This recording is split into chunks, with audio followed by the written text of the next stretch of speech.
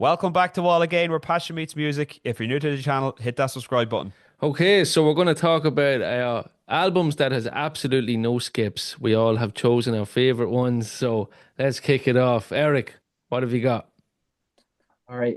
So I'm not going to mention a Pink Floyd album, all right, because we've done that to death already. So I'm gonna pick something different here, okay? One that comes to mind for me is a band called Nirvana. Nevermind. And for me, that's a non-skip album. I love every single song on it, right to the end. Just an amazing album. Um, every song, in my opinion, is a hit in that album. So that'd be my choice. Nirvana, Nevermind. Yes, yes, yes, definitely. One of the most iconic albums ever released, and I'm with you. There's no skips. It's an absolutely fantastic album. Rob, what have you got?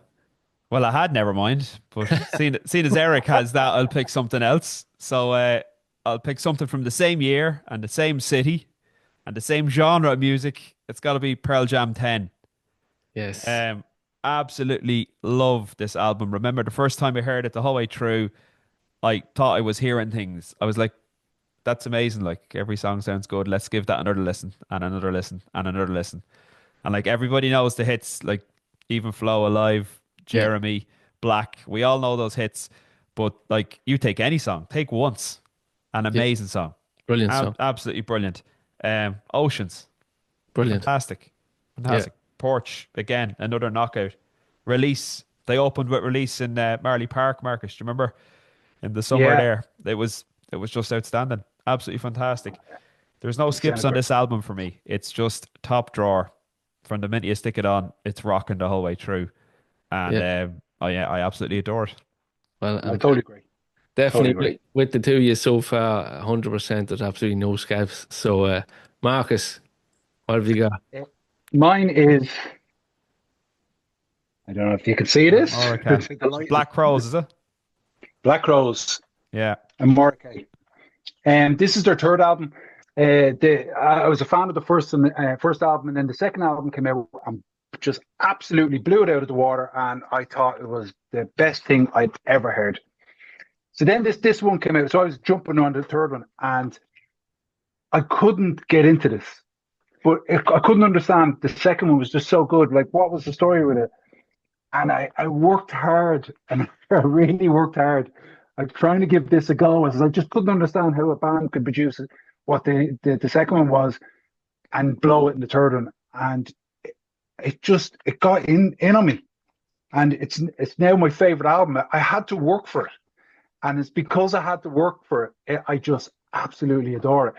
And there isn't one track on it that I would skip. It's just your blues album. Mark Ford is there. They change lead guitarists a lot. Mark Ford is the lead guitarist in this one. He's a fantastic guitarist, and it's just good blues.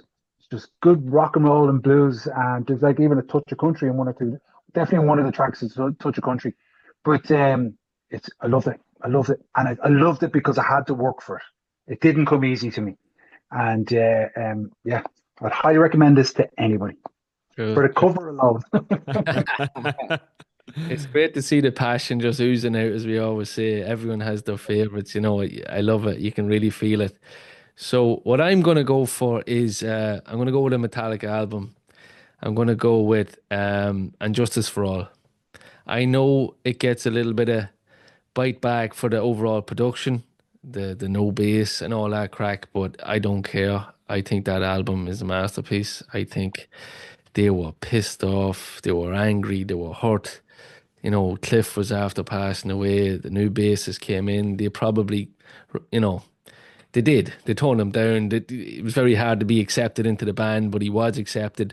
But some of the tracks in that album, like Top of Me Head, Harvester of Sorrows, Short of Straw, One, Dyer's Eve, Blackened. It's there's absolutely no skips in that album for me. I think it's fantastic, and I know everyone says, "Oh, but it sounds like shit." I'm like, I don't care.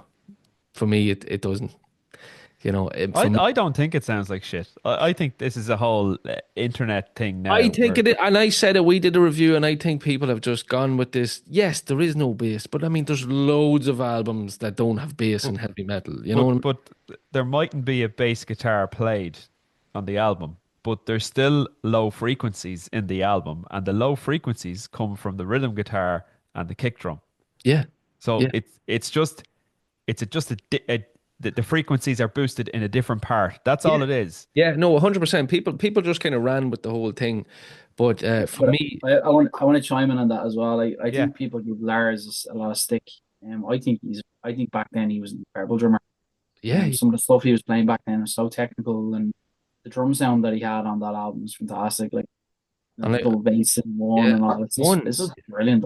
You know? Dyer's Eve as well. Okay, they're saying maybe there were bit of cutting and joining tapes for certain parts of that. It was so fast at the time. But like for me, the best instrumental that Metallica ever done as well is To Live Is To Die.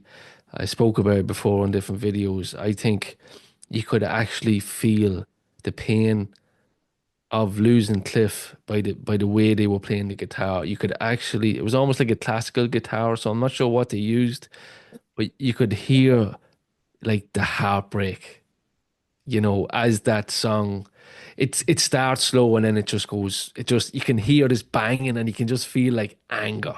They were angry, like Cliff was gone, and then it Back in just this kind of account goes, as well, isn't it?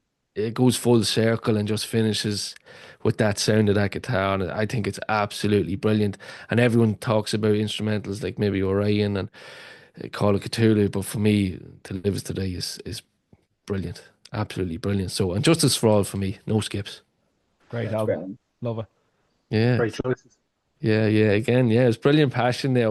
I think we could all name a couple, but maybe down the line we'll definitely have to do another video. Definitely, yeah, definitely. And thanks, Marcus, for giving me that one there, because I'm going to go listen to that now based on your recommendation. Yeah, so am I actually, because I'm not familiar with it, and you definitely opened the door for the Doors for me again. So I'm going to stick with you, Marcus. You haven't let me down yet. Well, here, if you want a drum sound, this album has one of the best drum sounds I think you can get. Their second album, the Southern Harmony and Musical Companion.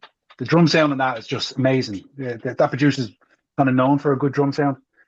I don't know how to pronounce his name. It's Drakakis or something like that. I don't know how to pronounce his name, but yeah, Black Rose, some good stuff there. Cool. Definitely have to check it out. Pass. Yeah.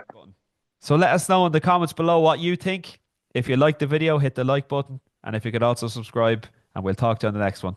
Bye for now.